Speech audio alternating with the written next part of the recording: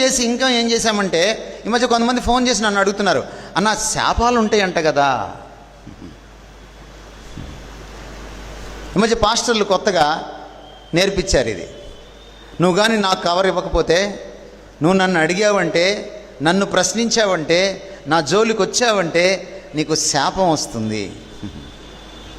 నా శాపాలు ఉంటాయా? ఇది ఎక్స్టెండ్ ఎక్కడ దాకా వెళ్ళిందంటే, ఆడపడుచు వదిన్ని శపిస్తుంది. పాపం ఆడపడుచు అడుగుతుంది, అన్న మా వదిన శపించింది, మాకు నిజంగా జరుగుద్దంటారా? ఎందుకంటే పాస్టర్ గారు నేర్పించారు కదా.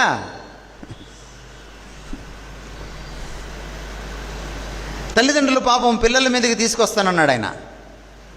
మరి యేసుప్రభు సిలువలో చనిపోయినప్పుడు పాపం ఒక్కటే బాపాడా, శాపం కూడా బాపాడా? పాట అయితే పాడతాం, పాపహర శాపహర పాడతాం, కానీ అక్కడితో మన విశ్వాసం హర. బయటికి వెళ్ళిన తర్వాత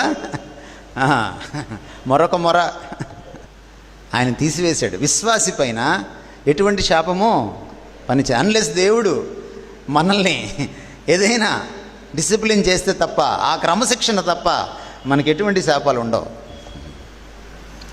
అపవాదిని మనం కంట్రోల్లో పెట్టుకోవాల్సిన పని లేదు.